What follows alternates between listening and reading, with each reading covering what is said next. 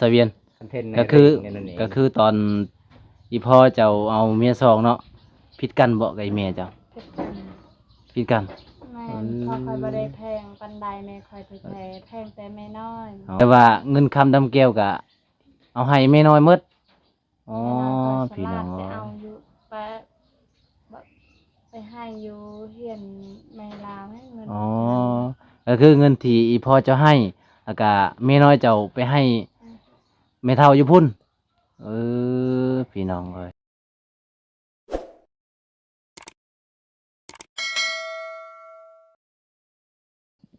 เอาพ่อแม่พี่น้องเอ้ยตอนนี้เฮาก็อยู่เฮือนซาเวียนเนาะเฮาก็สิได้อัปเดตวิถีชีวิตของน้องเพราะว่ามื้อนี้ก็เป็นมื้อที่ว่าน้องอยู่เฮือนน้องก็ไปเอาเครื่องอยู่ในเมืองพี่น้องเฮาก็สิมาอัปเดตวิถีชีวิตของเพิ่นเนาะว่าเพิ่นเฮ็ดหยังตอนกลางเว้นนี่พี่น้องเพราะว่าบ่วงก็มาแบบครั้งแรกในชีวิตที่ได้ไปถ่ายน้องก็เป็นอยู่บ้านของบ่วงเองนะแต่ว่าบ่ได้ไปถ่ายนะทุกคนเลยไปจังได๋ก็จะได้ไปติดตามนะครับชมนํกันพี่น้องอันนี้ก็จะเป็นห้องนอนของสาวเวียนเลยทุกคนเลยนี่มาเบิ่งเฮือนขัวของน้องนี่เฮือนขัวของน้องก็บ่ได้มีอิหยังหลายพี่น้อยก็ผ้าแอมก็เป็นไม้สอดเนาะเขาเจ้าไปตัดมาแต่ป่าแต่ดงแหละ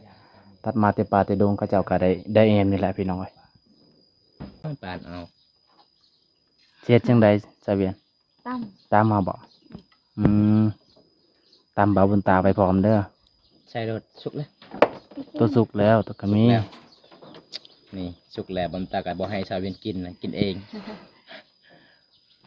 ไม่กล้าบ้านเก็บ อืม เป็นยังไงรสชาติ แซ่บหลายเลย สาวเวียนแสบบ่ แซ่บ กินแล้วละบ่คือว่าแสบอ่ะ เคยกิน จะถามเบิ่งชาวเวียนขอถามสิเป็นหยังเจ้าคือจับสากถนัด ว่า ถนัดแล้วมันเคยเข่าเนาะเหรอ ว่าเคยจับเนี่ย นั่นได้ บ่จักนั่นสิเจ้าแล้วจักเข้าอิหยังโอ้สากอันนี้กันเนาะ อืม ของหายากเลย หายากบ่ ไม้ขยุง เป็นสากที่ว่าเป็นราคาเนาะ แม่แต่ชาวเวียงยังมาทันเป็นสาว แม่นบ่ แต่ สาว ยัง เวียน น้อยๆ แม่นบ่สาวเวียนแต่เจ้ายังบ่ทันเกิดบ่ ตะกี้เป็นราคาเลยเนาะเดี๋ยวนี้ก็มันสิสูญพันธุ์เลยพี่น้อยเขาเจ้าก็เลยบ่ได้หาบ่แต่จะให้เบาบนตากินจักหน่อย ช่องมือบองช่อง บ่ข่อยอันหนึงก็ได้เฮ็ดเวียกบ่เก่ง กลายแต่นั้นแล้วบ่ให้เนาะใช่ไหมเนาะให้มีที่ช่องหน่วยเนาะ อืม เพราะว่าบำตากับช่องหน่วยบ่บองกับช่องหน่วยเนาะ เนาะ ตัวหยังชาวเวียงฮะ เปิดจับมันเอง แต่ว่าให้กินมะม่วงช่องหน่วยกับหัวอีก อืมเป็นตาแสบหลายมื้อนี้อากาศก็ได้ใจ เต็มแต่ครกนะ เนาะ เทหน่วย ผู้ช่องหน่วยเฮาพอดี คนละ2หน่วยเนาะแต่สิเอาจักหน่วย ไอ้หน่วยเจ้าสิเอาอ่ะ จะสิกินจักหน่วย3หน่วยบ่ บ่มีดอก3หน่วยมันเต็มบ่ครบเลยเด้3หน่วยบ่พอหั่นบ่ได้แต่4หน่วย จะกินได้เด้ออันหนึงฮะ เจ้าสิเป็กชาวเวียนแล้วบัดนี้เป็นเอาไงจักเพิ่นหัวหยังว่ามะม่วงช่องหน่วยกับหัวโอ้ย เปิดตัวทีตามมาเลย สาวเวียน ล้านสองแต่เดี๋ยวเปิด คันผู้บ่าวฟังไทยมาเจ้าก็สิตามให้กินแบบนี้บ่ถ้ามีเนาะ อืม ใจดีเลยเจ้าเนาะทั้งงามทั้งใจดี แม่นยอมรับเลยว่าชาว ก็ เวียนทั้งงามทั้งใจดีเด้อ แม่นก็มีบางคนว่าเห็นอยู่ในคลิปบ่าวบนตาเนาะว่าสาวเวียนเสิร์ฟมาบ่ดังสาวเวียนแม่นบ่สาวเวียน บ้า จะไปเสิร์ฟมาดังใช่บ่ บ่ได้เสริมเลยเนาะ บ่ได้เสริมเนาะ บ่มีเงินสิเสริม บ่มีเงินเสริมเนาะ กินก็บ่มีก็สิเสริมดัง เออ อันถ้าเปลี่ยนได้เจ้าสิเปลี่ยนบ่ก็ดังบ่บอกบ่ บ่ดังค่อยบ่ดอกเอาดังบ่าวบนตาเอาดังสาวเวียนแบบดังโมเด้เห็นเขาเจ้าแบบคอมเมนต์ว่าโอ้สาวเวียนงามงามดังคือดังฝรั่งนี่แม่นบ่ อีพ่ออีแม่เจ้าก็ดังโมแบบนี้บ่ พอ มือที่พ่อเจ้าเนาะส่วนในแม่ก็เจ้าก็ได้แน่พอเนาะพี่น้องเลยแบบดังแบบนี้ก็บางคนก็อยากได้แฮงเลยจนเสริมเอาเนาะ จ สมช่วย แต่ว่าสาวเวียนแบบเกิดแบบตามธรรมศาสตร์เลยเนาะ จ้ะ ตอนนี้น้องก็สิได้ตำแล้วทุกคนเลยตำแบบเผ็ดๆเลยเด้อให้บ่าวบุญตาเข้าห้องน้ำดู สิใส่เผ็ด คำบ่ใส่เผ็ดนี่ นัวแตะปัดหลัง เอาตัวสุกนี่เด้ เจาะเลย อืม ใส่ลายเซฟลายบาบนตาบา สาวเวียนเติมยังอีก แต่มาเผ็ด เติมเฟส อืม มี มี เฟสอีหลี่รอบ่ มีคนมาเพิ่มเนาะเมื่อกี้นี้แม่นมีแต่บ่าวบุญตาก็เอาซ้ำนั้นแต่ว่าบ่วงมาก็เพิ่มอีกแล้ว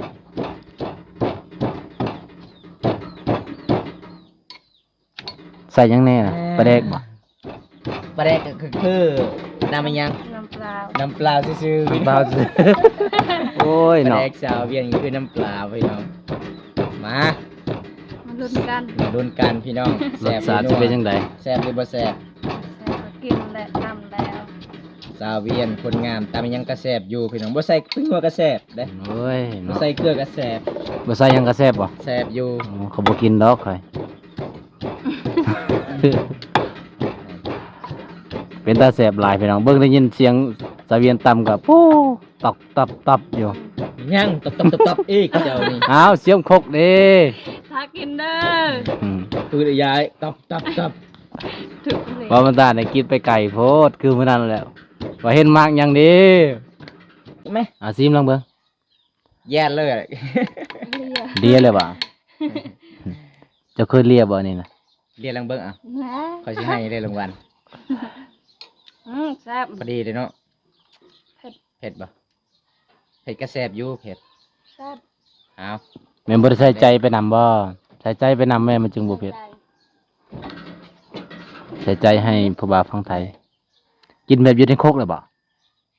บ่มีถ้วยบ่ บ่มีถ้วย ไปเอาถ้วยไป เอาตอนนี้ก็สิไปเอาถ้วยอีก กินลังเบิ้งอายุหลายเกมเลย เบิ่งหน้าตาพี่น้อง กินแบบอยู่ในครกเลยเด้บ่ต้องใส่ถ้วยสาเวียนกำลังไปเอาถ้วยรสชาติบ่ได้ใส่หยัง ใส่แต่เกลือเป็นนมมะเผ็ดแล้วก็กินไปเลยอืมเผ็ดพี่น้อง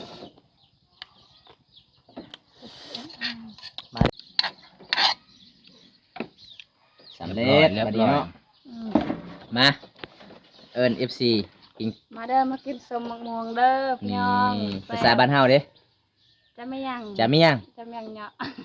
มันเป็นจันเหาะบ่ จะเมียงเหยาะ จะไม่ยัง จะเมียงจะเมียงเหาะ อันนี้ก็เมียง แส เนาะ ดงว่ากินส้ม ส้มก็เมียงเนาะ โอ้ส้มเมียง อืม นี่มาเพิ่นว่าจะเมียงเหาะจะเมียงเหาะเด้อ FC เด้อนี่ครับจะเมียงเหาะจะเมียงเหาะก็คือส้มพี่น้องเอ้ยส้มมะม่วงกระซ้อมาจวดๆพี่น้องมานำกันเด้อครับ แซ่บแซ่บเนาะมันน่าตามให้กิน แซ่ อี บ ก ก็ยากก็กินแหละตำแล้ว กินบ่ต้องใส่บวง เพราะว่าซาเวียนบ่เอาบวงมาให้ ขนาดบ่ใส่ปลาแดกก็ยังแสบเนาะคันจะใส่ปลาแดกนี่เรียบเลย เรียบร้อยเลยบ่าวไทยมานี่คือสีเมืองบ่ได้ในประเทศไทย อยู่เฮือนเจ้าเลย เห็นให้น้ำเจ้าเลยเนาะ มากินสองคนเฮาบ่าวบุญตาว่าข่อยบ่กินแล้วบ่แซ่บซาเวียนตำบ่แซ่บ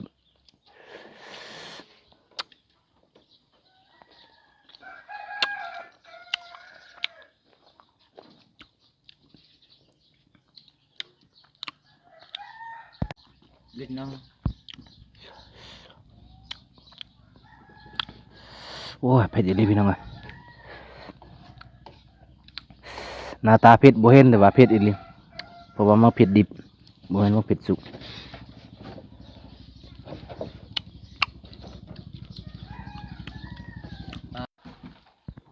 หลังจากกินเมียงแล้วสาวเวียนว่ากินเมียงพี่น้องเอ้ยหลังจากกินเมียงกินตำมังม่วงเนาะสาวเวียนเนาะกะสิได้เฮ็ดหยังต่อนี่น่ะ เอาเขาออกเนาะแล้วก็สินึ่งเขาเนาะป้าพี่น้องเอ้ยขยันหลายสาเวียนเบิ่งอีพ่ออีแม่เพิ่นก็ไปอยู่ไร่อยู่นาแต่ว่าเพิ่นก็ต้องรับผิดชอบพี่น้องเอ้ยนี่มาเบิ่งชีวิตของน้อง เฮ็ดหยังอันนี้น่ะ น ข้าวจ้า กินข้าวเนาะข้าวยังมันแรงเอาอย่างนั้นมาเยี่ยมมาย่ามสาวเวียนมื้อนี้บรรยากาศในเมืองแรงสาวเวียนก็สินึ่งข้าวพี่น้องโอ้ย พยานหลายเนาะ คนก็งาม เฮ็ดเวียกก็เก่ง คนก็ขยันพี่น้องเอ้ยเฮ็ดเวียกบ้านก็เก่งได้บ่ว่าจะเป็นเวียกบ้านเวียกหยังเฮ็ดว่าเฮ็ดได้เบิด เฮ็ดได้ทุกอย่างเนาะ เบ็ด ฮะมันยังเบ็ดนะฮะจะบอกหยัง ให้แบบว่าเฮ็ดเบ็ดเฮ็ดเป็นเบิด เฮ็ดเป็นเบิด อืม ก็แนว มันยังที่เจ้าเฮ็ดบ่เป็น เราก็เกิดเนาะ ไม่ได้เป็นกกไม้บ่เป็นเนาะต้นไม้บ่เป็นจะเป็นกกไม้เป็นก็เท่า นี่พี่น้องแบบหลักๆนี่ก็คือสาวใจเขตเมืองสิโปนพี่น้อง แม่นบ่คือกันเนาะ คือกันเลย คือมันใด คือเบิดทุกอย่าง บ่ แม่นบ่สาวเวียน แม่นบ่เสวียนเคยเห็นบ่สาวใจ บ่เคย บ่เคยเนาะ ล เคยแต่แบบเราบนตาแต่งแต่งอารมณ์สตอนอารมณ์เฟซ เอ เห็นแต่มันนั้น จะเห็นแต่ปานนั้น คือกันบ่ เจ้าก็เบิ่งแย่เจ้าก็เบิ่งแว่นใหญ่ๆโลด คือกันบ่ นี่พี่น้องอากาศร้อนเพิ่นก็สินึ่งข้าวคันทาบ่สุกก็ต้องเผาจุดนี้ตลอดเลยบ่ เผาบ่ เบาเลย ไม่ยังคือว่าน้องใส่เสื้อกันหนาวบ่ฮ้อนบ่ นั่นแหละใส่พัน คันบ่ฮ้อนบ่ใส่ สาวเวียน เนาะ เจ้าเปิดตลอด โอ้พิว เชื่อเจ้าเบิ่งบ่เบิ่งแนมเบิ่งตลอดเลยเด้ ฮะเบิ่งน่ะเบาตาเว้าคิดไปแนวอื่นแล้ว คิดเลิก ข่อยบ่ได้ว่าจักดีเนาะสาเวียนเนาะ ข่อยติดตามตลอดบ่เบิ่งนี่โอ้ยบ่ได้บ่ได้บ่ได้บ่ได้ เบิ่ง บ่เบิ่งนี่ จักผู้ใดแลเบิ่งเนาะโอ้ยเบาตานี่เว้าไปไกลแล้ว สาวเวียนจนจักบ่ออกเลยพี่น้องเห็นบ่เบิ่งแน่นตลอด บ่แล้วบ่ได้แนวหยังแลตาข่อยสดชื่อเนาะสาเวียน อา เนาะ กาศร้อนหลายเลยพี่น้องเอ้ยมื้อนี้พี่น้องมาเยี่ยมมา บ่ได้ฮ้อนดอกแต่ซั่นนี่อบเอาอยู่ มันบ่ฮ้อนปานใดอยู่กับสาเวียนแล้วเย็น อยู่ทาง พอจะเอาเมียซอง ตอนนี้พอเอาเมียซองเจ้าเป็นสาวแล้วบ่หรือว่ายังน้อย ยังเข้าเรียนหนังสือยังเข้าเรียน มาสาหมดอะปะหา ปห้าอยู่บ้านนี่บ่ ก็เลยอีพอตอนนั้นไก่พอไปเล่นผู้สาวเก่งก็เลยเอาเมียซองบ่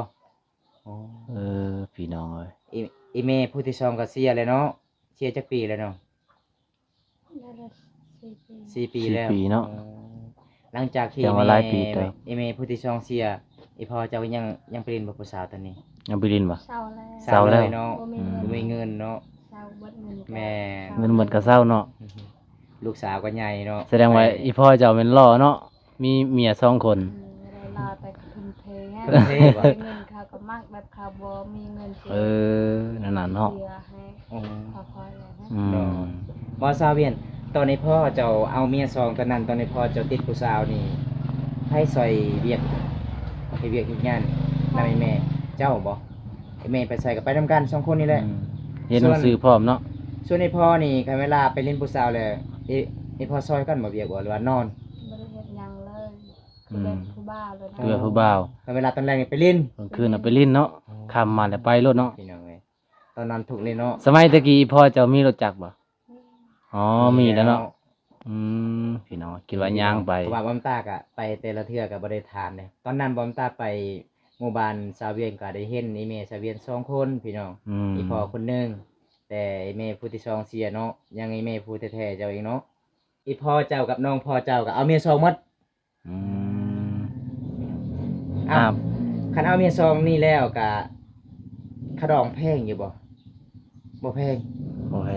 ว่าแพงเลยตะกี้ประมาณ ตะกี้เนาะ 6 โอ้ เออ หลานคันเดี๋ยวนี้พ่อก็บ่กล้าเอาแล้วเนาะเดี๋ยวนี้เนาะมันแพงเนาะ อืม แม่นพี่น้องเอ้ยนี่ล่ะพี่น้องมาเยี่ยมมายามมื้อนี้ได้เรื่องราว เพราะว่าหน้าบ้าวของสาวเวียนกามีเมีย2คน มีเมี อี ย พ่อ สอง สาวเวียนก็มีเมีย2คนอีพ่อบ่าวงก็มีเมีย2คนโอ้ยพี่ คนอยู่คนอยู่บ้านใดซะเวียนคนอยู่บ้านใดอ่ะนะ มันตะเลย บ้านตะลีอย่างนี้เนาะอืมใกล้ การ ๆ เดียวกับไอ้แม่เจ้าบ่ แม่นแม่น เหรอ แม่นไอ้แม่เขา แม่นเนาะ แม่น ไอ้แม่ผู้ที่สองเนาะอยู่ แม่น บ้านตะเลงเนาะ แม่นสะเวียน คอนเทนต์ใน ก็คือ นั่นเอง ก็คือตอน อีพ่อเจ้าเอาเมียสองเนาะผิดกันบ่กับอีแม่เจ้า ผิดกัน ผิดกัน แม่พอคอยบ่ได้แพงปันใดแม่คอยถึงแพงแต่แม่น้อย อ๋อนั่นเนาะเพลงได้แม่น้อย ให้แม่น้อยเบิด อืม บัดแม่น้อยคอยตายบ่มีเงินจะเก็บ เอ จะ อ ลาวแต่ลาว แบบว่าเงินคำดำแก้วก็เอาให้แม่น้อยหมดอ๋อ แม่ พี่ น้ น้ อ อย ง คอยสลาด เอ้ ไปเอา ย อยู่ไปแบบไปให้อยู่เฮียนแม่ลาวให้เงิน อ๋อก็คือเงินที่อีพ่อเจ้าให้แล้วก็แม่น้อยเจ้าไปให้แม่เฒ่าอยู่พุ่นเออพี่น้องเอ้ย ตีเลย เคยตีบ่ บ่เคยเนาะ ที่ไว้พ่อเจ้าให้เอาเมียซองเนี่ยให้อีกลูกให้อีกเมียบ่อีพ่ออีแม่ผู้ที่ซองกับแม่ผู้ที่นิ่งนี่เขาอยู่นำกันเขาพิดกันตลอดบ่ตอน ผิดกัน พิดกันตลอดเลย ก็เขาบ่ได้แพงแม่พอขนาดกินข้าวเขาก็บ่ได้ตารางเห็นข้าวซ้ำ โอ้พี่น้องเอ้ย สงสารหลา ข ย นาดสงสารเนาะ แม่นี่พ่อก็เอาเมียซองแต่บ่ฮู้สิเบิ่งแยงฮะ แม่ แพงแต่เมียน้อย ให้เมียน้อย สุดท้ายเมียน้อยก็ตายบ่ แม่ มีเงินจะเก็บแต่ลาวซ้ำ โอ้เพราะว่าบ้าคือกันเนาะ บ้าคือกัน ญาติพวก ก็คือตอนนี้แม่นอีพ่อเจ้ายังแพงอยู่บ่แพงอยู่บ่แม่เจ้าน่ะ เดี๋ยวนี้แพงไหมแพงอีก แพงหลายบ่แพงประมาณส่ำใด มันเทื่อก็ผิดกันคือกัน อ๋อ แต่ตายแต่แบบยังคิดฮอดได้แม่น้อยนะ เวียนอะไรไป อืม แพงจ ก็คือตอนนี้แม่นอีพ่อก็แพงอยู่เนาะเจ้าเนาะแล้วก็อีแม่ก็คันว่ายังแม่น้อยยังอยู่ก็บ่ได้แพงแน่เนาะ บ่ได้แพงบางเทื่อก็บ่ได้อยู่นํกันซ้ำ บ่ได้ปากนํกันซั่นอีกปากนํกัน บา อง ยู่ เทื่ บ่ ปะกันแล้ว อื กับ ม แม่พอนั่น แม่นเวลากินข้าวนี่ก็กินนํกันบ่กับแม่น้อยน่ะตอนนั้นน่ะ กินนำกัน กินนํกันแต่ว่าบ่ถึก ก็ดีตันผิดกันคืออยากเห็นหน้า เนาะคือกันกับอีเมค่ะแหละ กะเวลา ผิดกันพอคอยเอาถึงเอานั่งถึกนะ ตีแม่เจ้า ถึกตาคอย ถึกตาเจ้า บาดเลยบ่ บาดแม่น้อยคอยบ่อยากกินเลยหายกับพอคอย อืม พอคอยกินกับแม่คอยเราหายเราบ่ให้กินนำแม่คอย เออ แล้วก็พอคอยเอิญดีๆแล้วเราขึ้นแล้ว เอาไม้เลยให้พอคอยตีเราแบบพอคอยบ่ตีแบบบางเทื่อละถึก อืม ตาคอยฮะ อืม บาดเลยคือคอยให้ ให้เลยเนาะ ำถือตาเจ้าไอพอเจ้าตีแม่เจ้า แม่น้อยคอยให้พอคอยตี โอ้แม่น้อยเจ้าให้พ่อเจ้าตีแม่เจ้าหรือว่าให้ตีเจ้า บ่ให้ตีแม่น้อยนั่นแหละแม่น้อยผิดฮัน อ๋อ เอาไม้ละให้พอคอยตีแล้ว โอ้ พอคอยอยู่แบบนี้ฮะ อืม อยู่เอา แล้วจะไปห้าม บ่คอยก็อยู่นำกันได้แบบกินข้าว เอ นั้น อ กินข้าวเราก็ขึ้นแต่ตารางขึ้นอยู่เฮือนนี่ อืม ตำ ตำหยัง ตามกัน ตำกันตำหยังสาวเวียน ฮะ ตำชิ้น ตามสิ้นบ่ตำคอยก็งงแล้วตำจักตำหยัง แม่นทุกคนเด้อ ครบ ตามสิ้นโอ้ยคิดเพื่อสิคิดหลายเนาะ แม่น เอาบ่ปวดสองเบาเนาะ ว้าวบ่เอาผัวหนึงก็พอนี่พี่น้องคือว่าเอาผัวหนึงแล้วยังเอาอีกผัวที่สองไปสู้อีก อืม บ่ได้บ่ บ่ได้ คลำเนาะ คิดเฮาบ่ได้เนาะเอาปวดสอง แต่ แต่ ว่า ว่าถ้าเฮาเอาผัวแล้วเฮาสู้นี่บ่ได้บ่พิธีเนาะบ้านเฮาบ่ได้เด้อพี่น้องแม่นบ่มีแต่ผู้ชายเอา มี ได้ แต่ผู้ชายเลยเอาเมียสองเอาเมียสาม เนาะ ผู้หญิงแบบเอากันแล้วบ่ได้เอาผัวบ่ เอา ได้เอาผัวสามผัวสามเด้อผัว เอา ผู้เดียวหั่นแหละ เป็นหยังคือบ่เอาผัวสองผัวสาม คล คลำบ่ เอาบ่ได้เนาะ คิดอยู่บ่ว่าจะได้คือกันผัวสองผัวสาม ำบ่คิด บ่คิด คิดเลยคันได้ผัวหนึงแล้วเลย มีแต่ฮักผัวอย่างเดียว ถ้าว่าผู้เป็นผู้สาวได้คือว่าแบบยังมีผู้นั้นแน่ยังมีผู้นี้แน่ นั่นก็แบบคนละแบบ คนละแบบอันนั้นตอนเป็นผู้สาวบัดได้ผัวแล้วก็เอาบ่ได้แบบนั้นพี่น้องเอ้ย คือเป็นผู้สาวนี่มีแฟนแล้วเห็นผู้บ่าวคนนั้นเรากุลอยหรืออยากไปเดิ จักมาก ไป เด้ โลดแบบนี้ มาเด้อแบบมี บ่แม่นบ่ มีแฟนแล้วแบบคือลายก็ย่าแบบทึกใจแล้ว ต้องหักแฟน ต้องฮัก หักเดียวใจเดียวเนาะ อันเดียวใจเดียว คือภาษาอังกฤษว่า I love only one เก่งหลายบ่บนตาพี่น้อง เออ มีแต่แม่คอยอะไรสักอย่างแน่นะ สักเข้าให้ สักเครื่อง สักเครื่อง อืม โดย อีเมเจ้าเลี้ยงแต่น้อยๆเนาะแต่ยังบ่ทันได้กินนม หลั เนาะ งจากไอเมน้อยเจ้าเสียกะไอเมกกเจ้าเอกมาเลี้ยง อืม โอ้ แต่น้อง แต่น้อยเลย น้องคอยนั้นยังไม่ได้เกิดซ้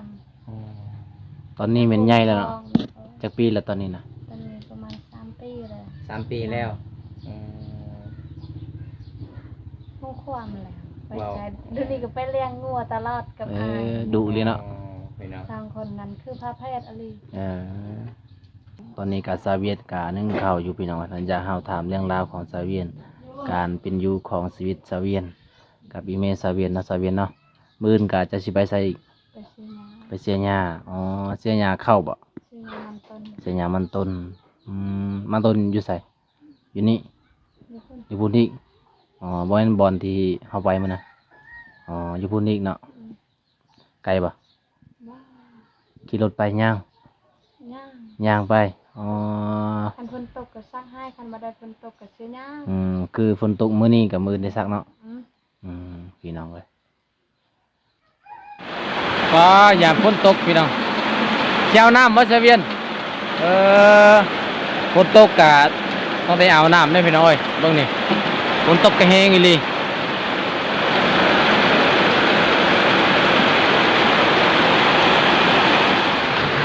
มันเป็นได้ยังนี่เสเวียน เอาข้าว ฮะ ข้าวติดเขา เข้าติด เขาติดต้อง เข้าติดดงเขาเอิ้นภาษาเขาเอิ้นจะได้นี่นะ เขา กระโตกสลาวนั่นเลย ต้อง ดง ต้อง ดง บ่แม่นกระโตกบ่บ่แม่นดองเพิ่นเอ้าแข่งกันนั่นก็จะกินสาวเวียนอยากเข้าแห้งแบบต้องหิวข้าวเลย มันติดได้พี่น้องวะ ข้าวเศร้าเป็นว่า ใส่น้ำหน่อยนึงก็ได้ ตอนนี้ก็ซุปเรียบร้อยแล้ว สาเวียนนึ่งข้าวก็ซุปเรียบร้อยแล้วพี่น้องวะก็ข้าวกับข้าวจั่วเลย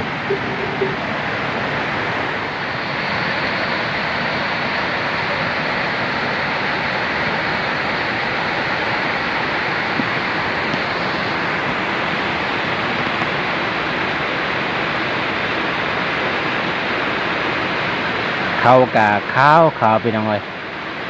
คือกับเสวียนเลย เป็นตะเสบหลายข้าวนาบอกเขาให้ข้าวนาเนาะจะมีนาบ่กระจายเนาะ ข้าวหน้าข้าวใจ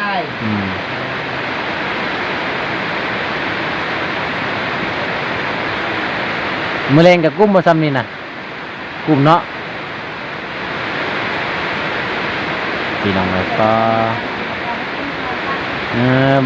บริกินซ้ำเนาะถ้ามีอาหารเป็นเบิดอาหารก็ไปซื้อเอาหรือว่าไปหากินบ่ซื้อเอาบ่มีของกินเนาะ แก้ว กินที่แก้วพร้อมงามเนาะกินที่แก้วเนาะไอ้กินอาหารนี่มันตุยโพด กาวิธีชีวิตของน้องพี่น้องกาตอนเล้งมากกาจะได้นึ่งข้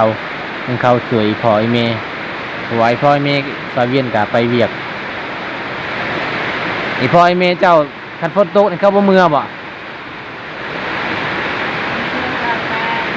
มีนาบอนนะขอบคุณมันนะ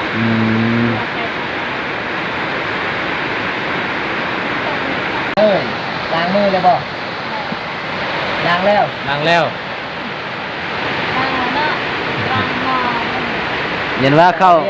ห้องน้ำบ่ล้างมือ ใส่ในติ๊กเขาเจ้าคือนี่แต่ติ๊กหนึ่ง เอาไปแล้ว เอาไปแล้ว โอ้ใหญ่เลยเนาะ บักในภาษาเวียนเนาะเจ้าเนาะเขาเนาะ งานสบายจริง โอ้ในอดเลิศเลยตอนนี้สาวเวียนยังเข้าสุดแล้วเป็นบรรยากาศเมืองแรงวันนี้มาเยี่ยมมาย่างสาว น้องกินข้าวแล้วบ่หลังจากซื้อข้าวมาก็ยังบ่กินอีกอ๋อบ่หิวบ่หิวคือบ่กินบ่มีแนวกินอ๋อตอนแรงก็บางทีพ่อแม่หาของกินมาให้ก็ต้องได้กินเนาะอืมเอาจะได้คลิปนี้ก็บ่วงก็ฮะ ข้าวคนละไปก่อนมา ไปซ่อนปลาอ๋อไปซ่อนอยู่ไสอยู่ห้วยได้แต่ละเทื่อได้เนาะเป็นตาไปหลายเนาะ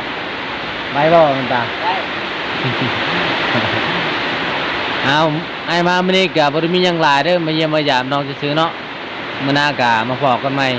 บ๊ายบาย FC แน่บ๊ายบายแน่บ๊ายบายมื้อหน้าก็พอกันใหม่เนาะคลิปนี้บ่วงก็สิได้จุสำนี้ก่อนพี่น้องว่า